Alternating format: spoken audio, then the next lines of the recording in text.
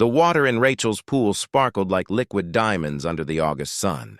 She stood at her kitchen window with a glass of iced tea, watching her own kids and the neighborhood children cannonball off the diving board, their laughter carrying through the afternoon air. It was Tuesday, which meant only one thing. Karen would arrive any minute with her 3 kids, every Tuesday for the last 4 years, like clockwork. Rachel hadn't planned it that way. It had started innocently enough, a casual offer one summer weekend when Karen mentioned her kids were bored. "Bring them over," Rachel had said. The kids played beautifully together. Karen brought lemonade. They sat by the pool, talked about life, their marriages, their dreams. By fall, it wasn't casual anymore. It was tradition. By winter, it was expectation. Now it was August again, and Rachel was exhausted. She heard the front door open before Karen even knocked. That's what happened when you gave someone a house key for emergencies. Karen didn't wait for invitations anymore. She just appeared, shepherding her 3 kids, Marcus, age 9, Lily, age 7, and baby Owen, age 4, like she owned half the place. "We're here-y!" Karen sang out, her voice deliberately cheerful in that way that made Rachel's jaw tighten. "The kids have been talking about this all week. Owen wouldn't even nap yesterday because he was so excited." Rachel turned from the window, forcing a smile. Karen stood in her kitchen wearing a sundress and sunglasses pushed up on her head, already making herself comfortable by opening the fridge like she'd done it 1,000 times. She had done it exactly that many times. "Hey," Rachel said, keeping her tone neutral. "Actually, I'm glad you're here because I wanted to talk to you about something." Karen froze, her hand on a water bottle. The kids had already bolted toward the sliding glass door leading to the pool, their excitement a physical force in the room. Owen was tugging on Rachel's leg, asking if he could go swimming. "Yeah? What's up?" Karen's smile faltered slightly, reading Rachel's energy. Rachel took a breath. She'd rehearsed this conversation in her head at least 20 times. She'd written it in a journal. She'd practiced it in the shower. But now, facing Karen's open, trusting expression, the words felt sharper than she'd intended.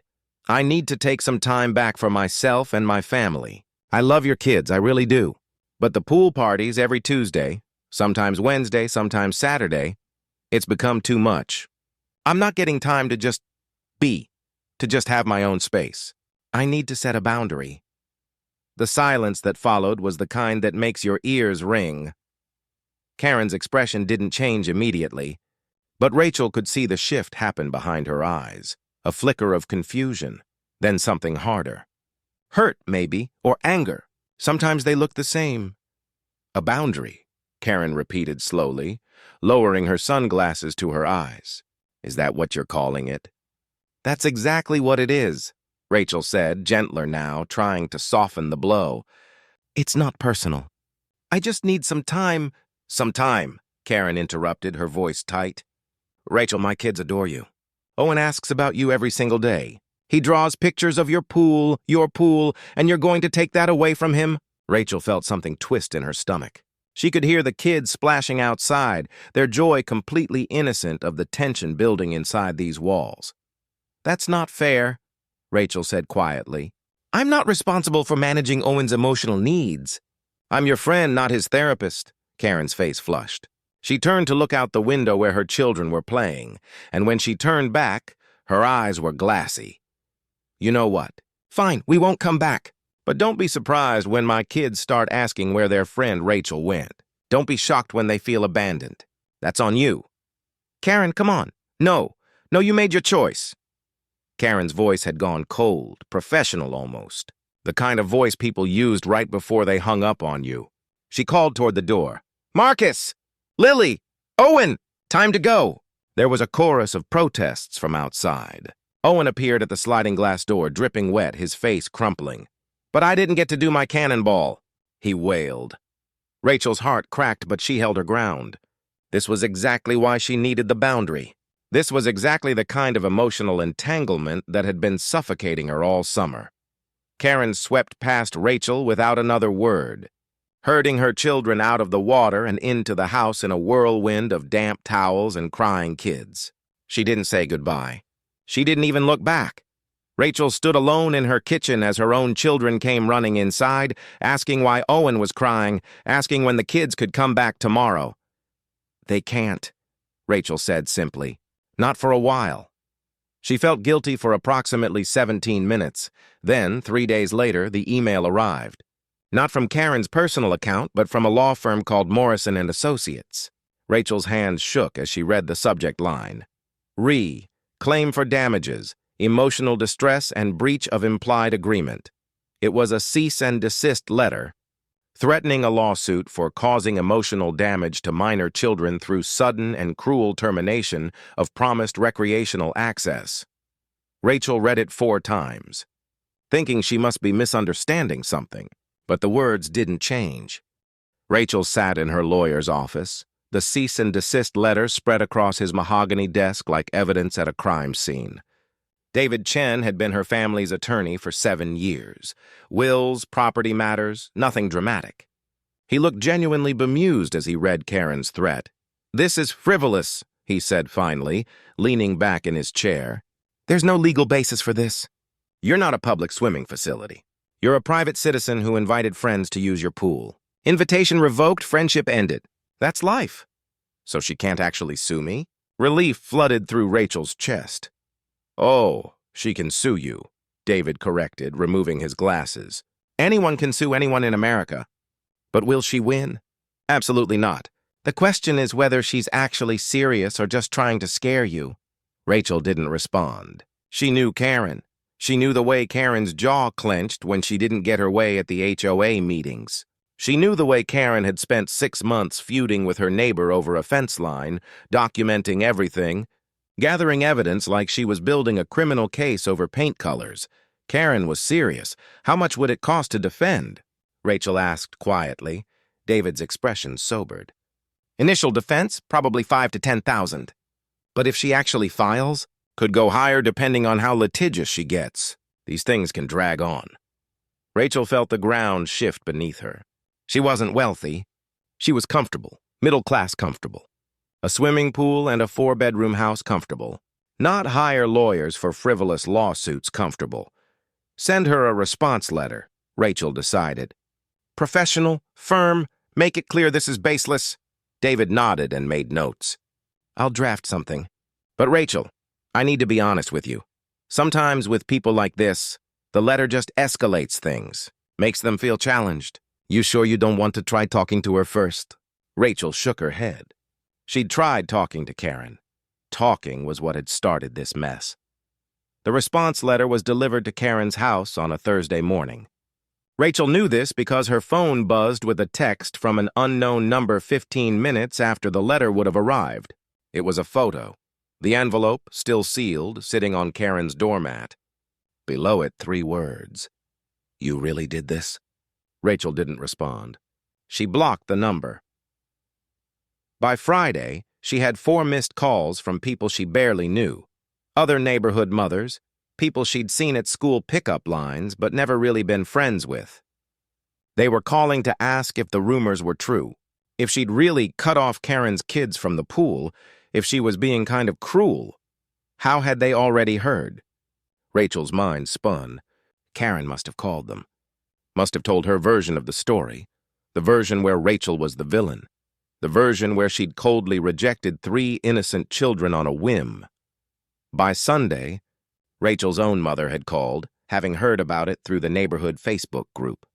There was an actual post, Rachel learned, a carefully worded message from Karen that read, "Some people will smile in your face and then take away the things that bring joy to your children. If you value true friendship, be careful. Betrayal comes from the people you trust most, no names." But everyone knew who she meant. Rachel felt her face flush with a mixture of shame and rage as she scrolled through the comments. Women she'd never met were writing things like, "That's so sad," and "Some people have no heart," and "I could never do that to a friend's children." One comment made her blood run cold. It was from Karen, responding to a supportive message. "I'm just trying to protect my children from the emotional pain of abandonment. They don't deserve to be treated this way. I'm consulting with a therapist about the trauma this has caused. Trauma. Owen had cried for one afternoon about missing pool days. The kids had moved on within a week. Rachel knew this because Marcus had been seen playing basketball with other neighborhood kids. But Karen had decided it was trauma. Karen had decided it was worth fighting over. Rachel's phone rang Monday morning at 8:47 a.m., right as she was dropping her own kids at school. Unknown number. She almost didn't answer, but something made her pick up. "Is this Rachel Morrison?" A woman's voice, professional and clipped. "Yes? This is Sandra Webb from Morrison & Associates. I'm representing my client regarding the matter of emotional damages claim against you. You received our cease and desist.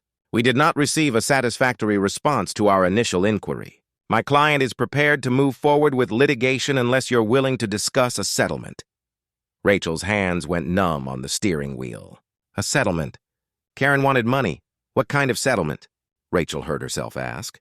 "My client is willing to accept $5,000 in damages, plus a written apology acknowledging the harm caused, plus, and this is non-negotiable, reinstatement of pool privileges for her children every Tuesday and Thursday for the remainder of the summer season." Rachel actually laughed. She couldn't help it. The absurdity of it hit her all at once. The idea that Karen had gone to a lawyer, paid for a lawyer, to extort money and pool access from her.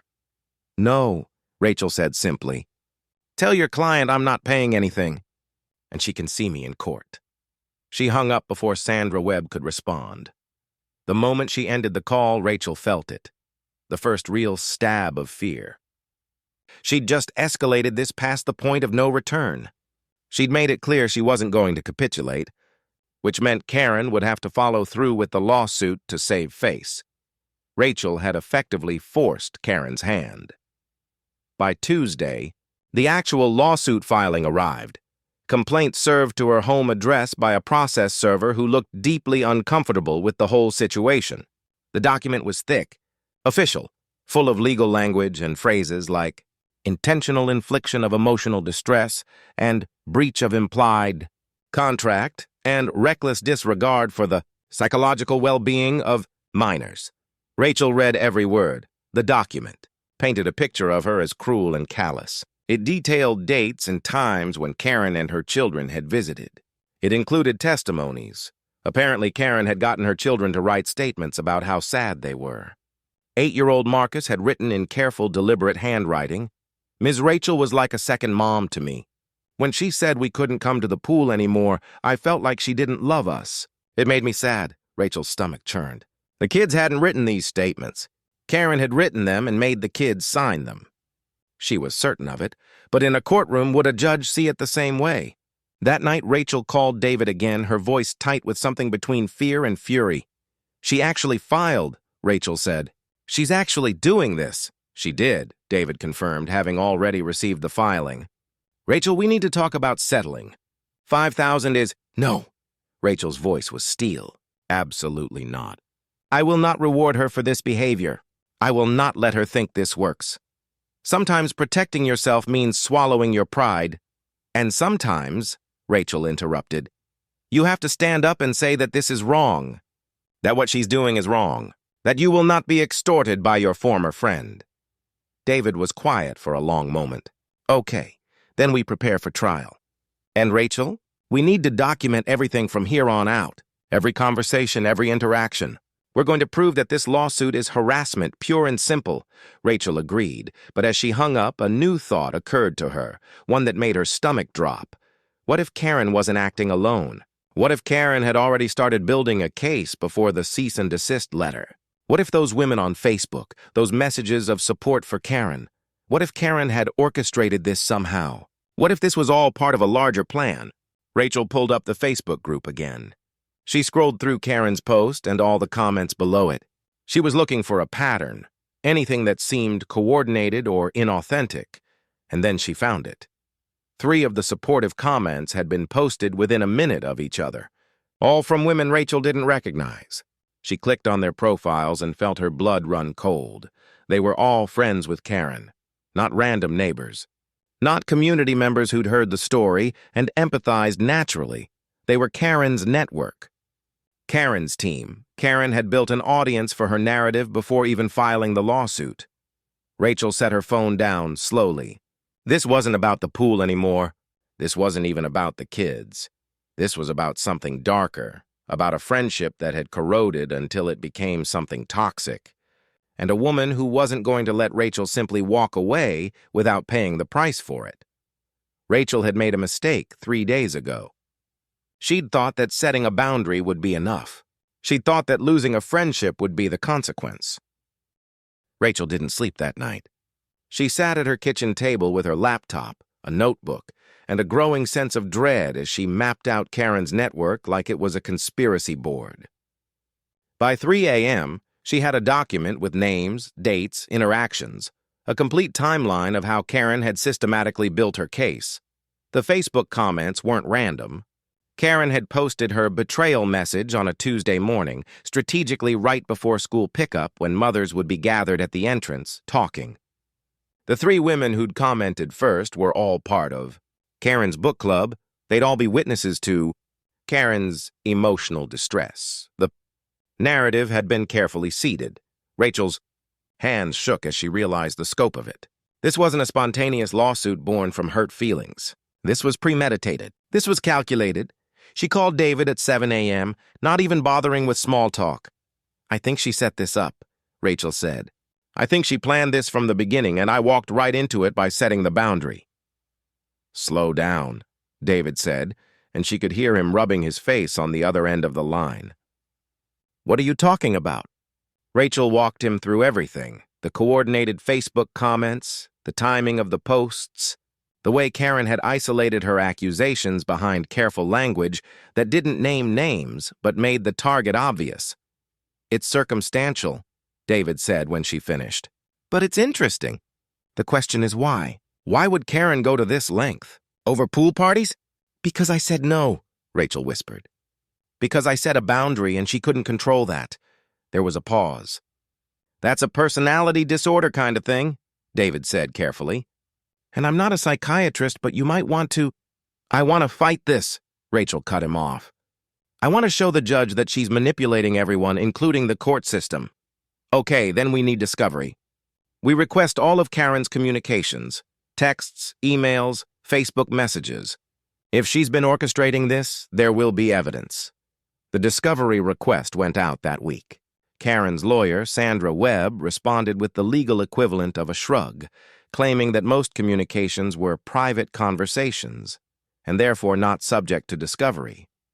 But David pushed back, citing precedent after precedent, and eventually, a judge ordered Karen to produce the materials. What came back was explosive. Text message chain between Karen and her book club member, Diane.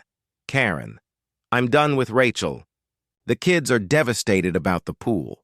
I'm thinking about my legal options." Diane. "Have you talked to a lawyer? Because honestly, she's been pretty dismissive of your friendship." "That seems actionable." Karen. "That's what I thought too. Can you imagine if other moms backed me up? Like if it became a community issue?" Diane. "I'd definitely say something if it came up. She's been kind of cold to everyone lately." Another chain with Sandra Webb, the lawyer, Karen. "How much would a lawsuit like this cost?" "I want to make sure she understands I'm serious." Sandra. "Depends on how far it goes. But honestly, most people will settle just to make it go away." Karen. "Perfect. That's what I'm counting on." Rachel felt something twist inside her chest as she read through the messages. This wasn't a hurt friend seeking justice. This was someone weaponizing the legal system, deliberately choosing a lawyer who would encourage the most aggressive approach, planning to use financial pressure to coerce Rachel back into compliance. It was extortion. Textbook extortion, but there was more. An email from Karen to Sandra Webb contained attachments, screenshots of Rachel's Facebook posts about her summer, posts about needing space and peace, posts about setting boundaries. Karen had circled them, highlighted them, added notes. "See how dismissive? See how she doesn't value our friendship?" She'd been building her case for months. Collecting evidence like Rachel was some kind of criminal. "Waiting for the moment to strike. This changes everything," David said, reading through the materials with growing intensity. "This is not an emotionally distressed mother protecting her children. This is deliberate, calculated harassment using the legal system as a weapon. Can we countersue?" Rachel asked, her voice hollow. "Potentially. for abuse of process, for extortion. But Rachel, I need to warn you, this is going to get ugly. Karen's going to fight back. She's going to claim we're attacking her, that we're the ones being abusive. It's going to get messy, Rachel understood. She'd already experienced Karen's ability to craft a narrative, to position herself as the victim. Going public with this would only give Karen more ammunition to claim she was being persecuted, but doing nothing meant letting Karen win. That Friday, Rachel got a call from an unknown number. She almost didn't answer, but something made her pick up. "Hi, is this Rachel?" A woman's voice, tentative, unfamiliar. "Yes, this is Michelle Park. I'm not sure if you know who I am, but I'm in your neighborhood. I'm friends with Karen." Rachel's stomach clenched. More witnesses? More people Karen had already contaminated with her version of events? "I'm calling because I need to tell you something," Michelle continued. "And I'm calling you directly because I don't think what Karen is doing is right, and I don't want to be part of it anymore." "What do you mean?" Rachel asked carefully. "About 3 months ago, Karen told me that she was planning to do something to teach you a lesson for being mean to her. She literally said those words. She said you'd made her feel rejected and she wanted you to feel as rejected as possible. And I thought she was venting. I didn't think she'd actually go through with it." Rachel's breath caught. "What did she plan to do?" "First, she was going to make sure everyone in the neighborhood knew that you'd cut off the kids from the pool. Then she was going to see if she could sue you for something. She kept saying she just needed to find the right angle, the right lawyer who wouldn't balk at it. She went through 3 different lawyers before she found Sandra Webb, who apparently specializes in these kinds of cases. The pieces clicked into place. Karen hadn't snapped after Rachel set the boundary. She'd been waiting for an excuse to execute a plan she'd already been developing. "Why are you telling me this?" Rachel asked. "Because I have kids. And I watched her use her kids as props in this whole thing, making them write statements, coaching them on what to say, making them feel like their sadness was a weapon to use against you. And I realized that if she can do it to you, she can do it to anyone. She can do it to me." After Michelle hung up, Rachel sat in silence. She had a witness, an actual person willing to testify that this was premeditated harassment, not a genuine custody dispute or emotional distress claim. But something else occurred to her, something darker. If Karen had been planning this for 3 months, if she'd been deliberately cultivating a narrative and gathering supporters, what else had she done? Rachel called David immediately. "I need you to pull Karen's history. Any previous lawsuits, any complaints filed, anything. That'll take a few days." "Do it today," Rachel said. "I think there's a pattern here." The pattern, when it emerged, made Rachel's blood run cold. Karen had 3 previous lawsuits on record. One against a former employer for a hostile work environment that was settled confidentially. One against her HOA over a rules violation, which she'd lost but had appealed twice. One against a different neighbor over a property line dispute that had dragged on for 18 months before being dismissed. In every case, Karen had started by trying to build community support.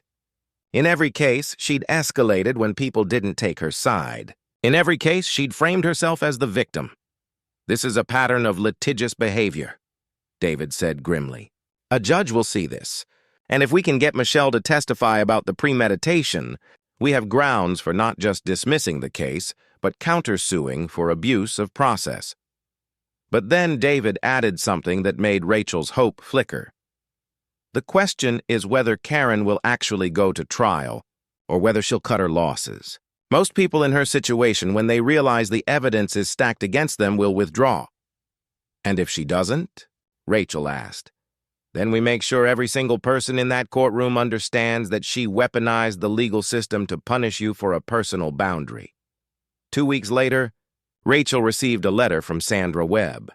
Her hands actually shook as she opened it, but it wasn't what she expected. It was a notice of withdrawal. Karen was dropping the lawsuit, effective immediately. No settlement, no acknowledgement of wrongdoing, just gone. Rachel read it 3 times to make sure she wasn't hallucinating. She blinked, David said when Rachel called him. She realized that we had evidence of her premeditation, that we had a witness willing to testify to her malicious intent, and she got scared. She withdrew before you could countersue. Relief should have flooded through Rachel. The lawsuit was over. She'd won. But something else was building underneath that relief, a cold, hard certainty. Karen wouldn't accept losing. Karen didn't know how to lose. She'd retreated, yes, but she hadn't accepted defeat. And a person like that, Rachel knew, would find another way. The question wasn't whether Karen would retaliate. The question was when and how. Rachel looked out her kitchen window at her empty pool, sparkling and unused, and it started small, so small that she almost dismissed it as coincidence. Her daughter came home from school saying that a girl in her class had told her that your mom is mean and she hates kids. Rachel's son reported that someone had been spreading rumors that Rachel's pool was dirty and unsafe. Nothing that would hold up as evidence, but everything designed to erode her reputation one grain of sand at a time. Then came the Homeowners Association letter. Rachel opened it on a Tuesday morning and felt her stomach drop. The HOA was citing her for pool maintenance violations. Specifically, they'd received a complaint that her pool was not being properly chlorinated and posed a potential health hazard to the neighborhood. The letter demanded inspection. Within 72 hours, fines would be assessed. Rachel called the HOA president, Tom Mitchell, directly. Tom, this is ridiculous. My pool is perfectly maintained. I have it serviced every month. There was an uncomfortable pause. Rachel, The complaint came with photos. Photos of the water looking cloudy. What photos? Rachel's voice rose. My pool has never looked like that. They were dated June 15th. Rachel's mind raced back. June 15th. Right around the time Karen had stopped coming to the pool. Right around the time things were starting to deteriorate between them. Tom, those photos aren't of my pool. Someone is lying. Another pause. Longer this time. I believe you. But I have to follow up on complaints. Can we just schedule the inspection? If your pool is fine, and I'm sure it is, this will all go away. But it didn't go away. The inspector came, tested the water, confirmed that the pH levels were perfect, the chlorine was at optimal levels, everything was pristine. He wrote a formal report clearing Rachel of all violations. The HOA dropped the complaint, but the damage was done. Rachel learned, through the neighborhood grapevine, that Karen had been the one to file the complaint. Karen had presented photos, apparently from someone else's pool, or doctored somehow, and sworn that it was Rachel's property. Karen had lied to the HOA. Officially, on record, Rachel called David. She's escalating. The lawsuit didn't work, so now she's trying character assassination. I know, David said quietly. I got a call from Tom Mitchell. He wanted to know if you were going to pursue this. I told him that filing a false complaint with the HOA probably violated several ordinances and that you were considering pressing charges. Am I? Rachel hadn't even thought about it. We can. But Rachel, I want to be honest with you. Pressing charges is going to look like you're escalating. It's going to make you look vindictive. Karen is probably counting on that. Rachel hung up feeling trapped. If she fought back, she looked like the aggressor. If she didn't, Karen would keep pushing. By July, things had gotten darker. Rachel's car had been keyed in her own driveway, a long, deliberate scratch down the entire driver's side.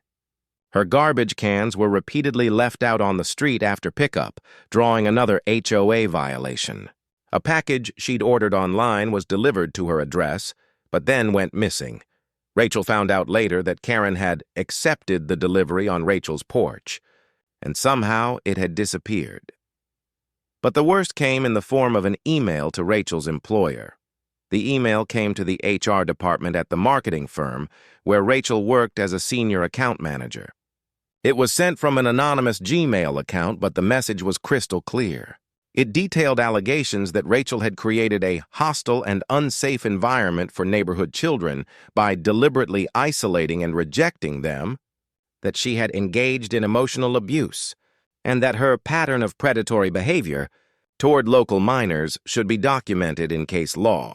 Enforcement needed to be contacted. The accusations were vague enough to be legally untouchable, specific enough to be terrifying.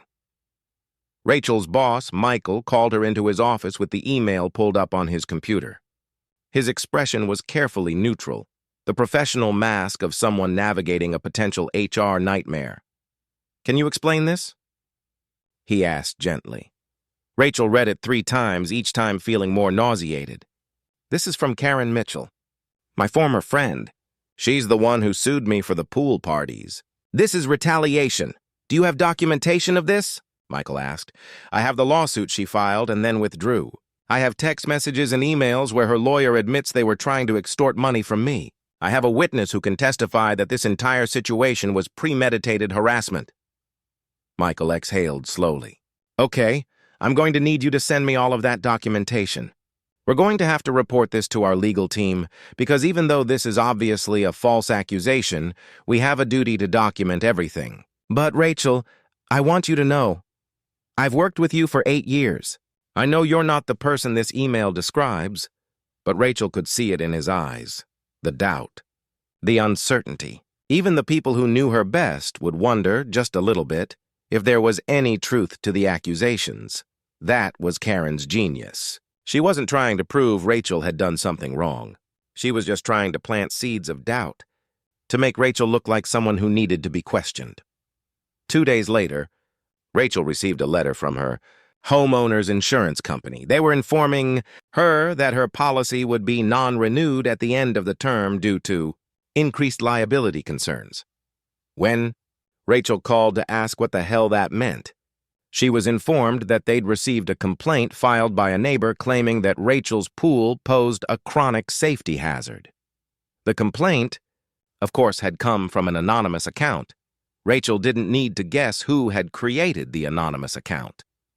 That night, Rachel sat with David in his office, surrounded by files and photographs and the accumulated documentation of Karen's systematic campaign to destroy her. This is beyond harassment now, David said firmly.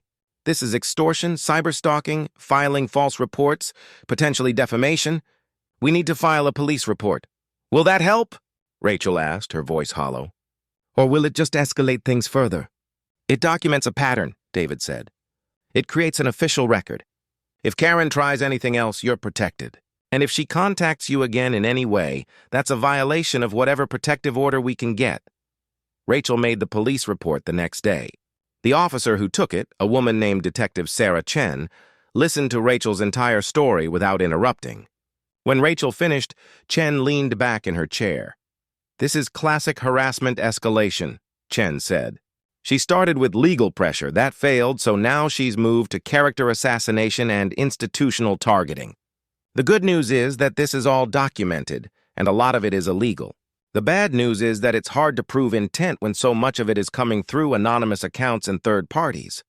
So what do?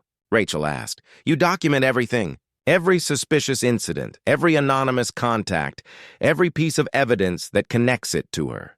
You file reports. You keep your circle aware of what's happening.